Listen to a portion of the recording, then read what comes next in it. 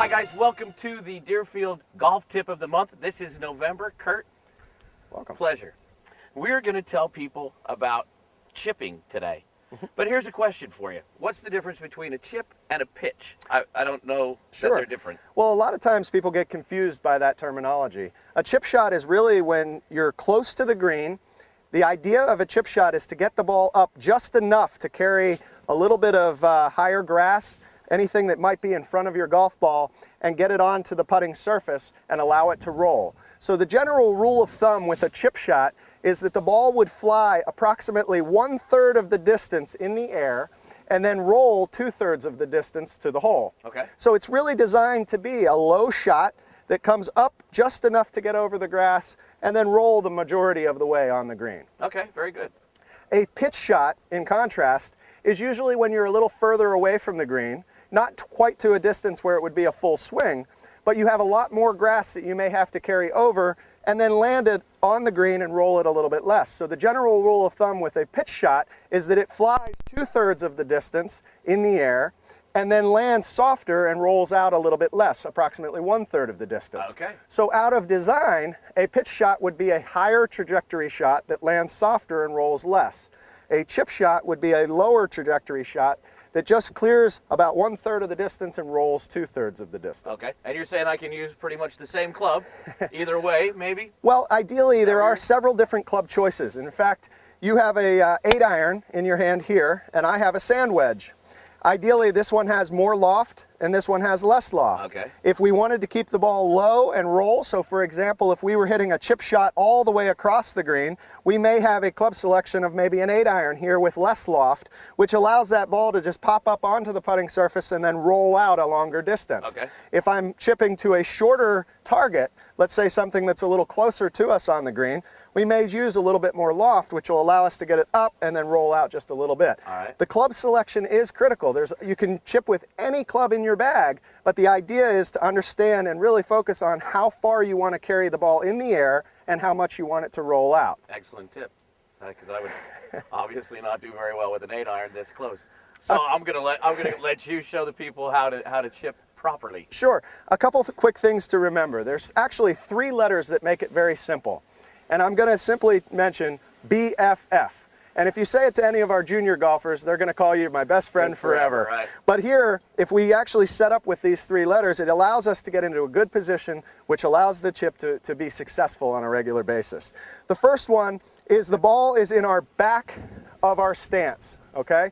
So we're going to position our feet so that the ball position is slightly in the back portion. Off of center, we're going to move up just a little bit so that our ball is toward the back of our stance. Okay. Okay? The next letter, F, reminds us that we put our weight on our front foot. Okay? We want to put most of our weight on our front foot. That design, both the ball position in the back of our stance and the weight on our front foot, helps promote a downward contact of the golf ball. If my weight is on my back foot, the club wants to come up through impact and actually creates topspin, which we're trying to get the opposite in backspin by going down. Likewise, if my weight is on my back foot, the club tends to want to swing up in the air, and we don't get the backspin we need on the golf ball to make it go up and land soft.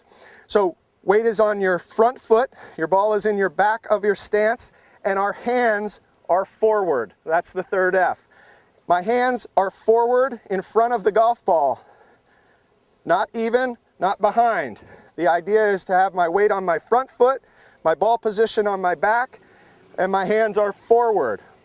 As I swing the club back, I'm going to push that club and it's going to roll onto the green. You notice that as I took that club back and through, it was a very small motion. Yeah. There wasn't a very large swing here. We kept the hands in front of the golf ball through the green, or through the shot. We do not want to get the club head ahead of our hands.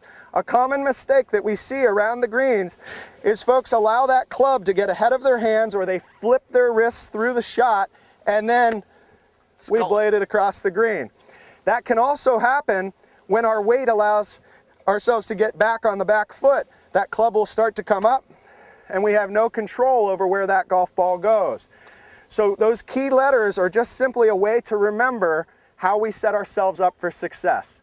Weight on your front foot, ball in the back of your stance, and your hands forward. and then we take the same as our putting stroke. That was your third and third.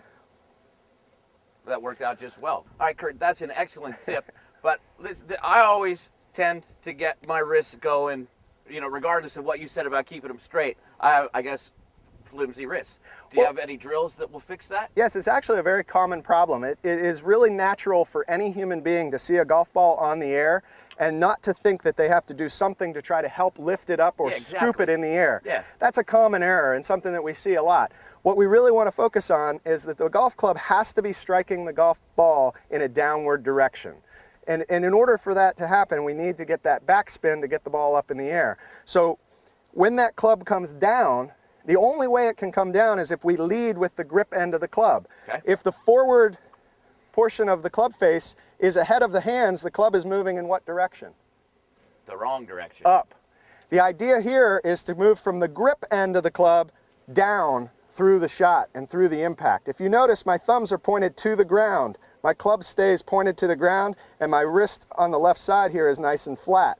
I never allow my hands to get ahead of the or behind that club face. Okay. I have a drill here that is a very good one that helps to really identify that breaking down of that left wrist. It's called the Punisher. The Punisher. Okay. And you're going to see why.